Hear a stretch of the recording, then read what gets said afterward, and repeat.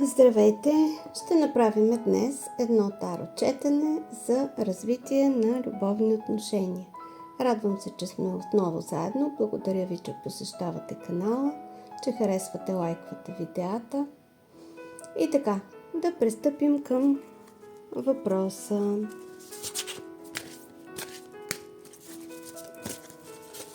Развитие на любовни отношения. Как ще се развива нашата връзка, неговите чувства към мен. Така, и сега да видим какво ще излезе. Картите са паш пентакли, десетка пентакли, дъно на колодата, колесница. Как ще се развиват нашите отношения? Така, по паш пентакли ще имаме едно бавно начало. Човек, който наблюдава, учи как да подхожда, показва интерес чрез действие, но може и да е леко предпазлив.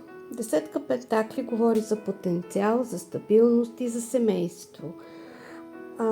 Дългосрочно желание за сигурна основа. Шестица чаши ни говори за минало, спомени, стара връзка, човек или носталгия.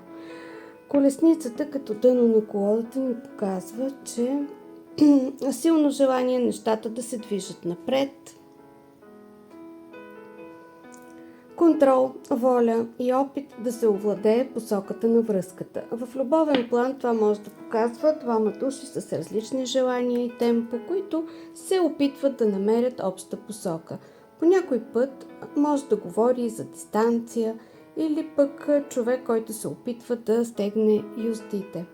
Така, квинта на цялата ни подредба е кула. Кулата е доста силен фонд, който ни говори, че имаме разклащане на стари представи, внезапно осъзнаване, ще паднат илюзии. Кулата не е задължително край, но показва, че нещо в начина, по който тези отношения до този момент са се развивали, не могат да останат същите. Какви са неговите чувства по тези карти към вас? Разглеждаме как ще се развива връзката, но и нека да видим и чувствата. Шестица чаши носи една нежност, едно усещане за познатост. Може да показва човек, който се връща мислено към вас, помня си моменти, емоционална близост. Паш пентакли, той ще бъде малко предпазлив в връзката си към вас, но това не е карта на големите драматични признания. Той ще наблюдава, ще показва някакви действия. Десетка пентакли, казахме, че в любовен контекст често се свързва с желание, със сигурност в една сериозна връзка. Имаме една много стабилна основа по тази карта. Човека има чувства, интерес и потенциал за нещо стабилно, но преди това ще минем през моменти на промяна по кулата.